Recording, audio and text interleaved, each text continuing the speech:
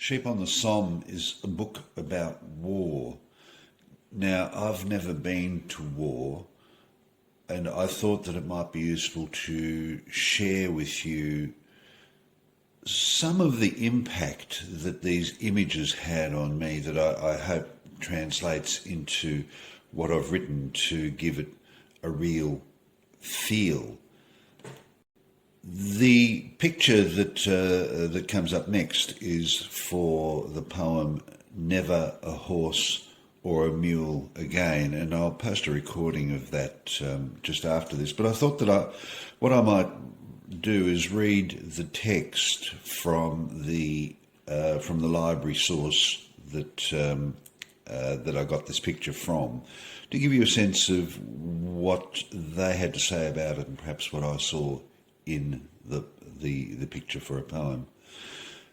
And the description is this: black and white photographic print which depicts the Allied camp at Strazeele, located in northeastern France. On many occasions, as portrayed in this photograph, the battalion's horses were simply attached to picket lines at the campsite for the period of their stay. This practice was fine during the warmer summer months, but in the cold, wet winter months, many horses suffered and a large proportion died.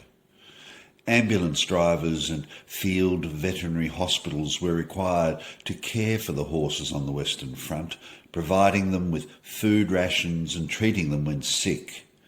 The poor conditions that horses were made to endure on the Western Front meant that in total 8 million horses perished over the course of World War I.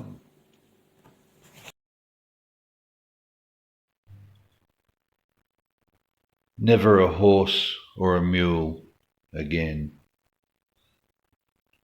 I feed all these horses. I bleed for them as well, yes, for they are noble as anything I know. But they and the mules, poor bloody mules, will die in the mud, just like the good men that die in the same stinking mud. But it's horses. I've always held the horses in my heart.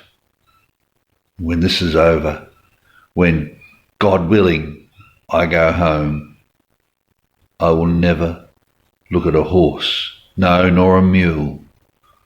I will never look on them again. The next poem that I'll feature in this little set I called Bray into the Midden.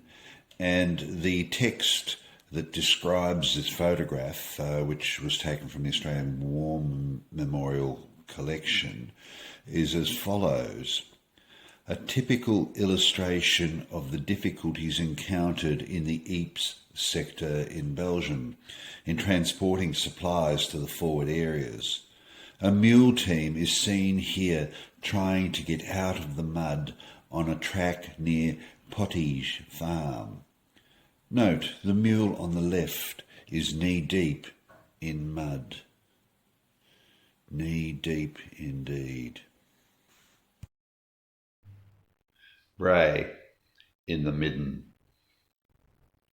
Bray, you ass. Go ahead and bray. And swim. Swim through the mud, you fool. Another day. This is just one more deep midden day, so bray all you like, you poor ass. But don't you think to fall. The third and final poem and picture that I'll discuss is called Pushed Indecently, and I sourced this image from the library's Tasmania online collection.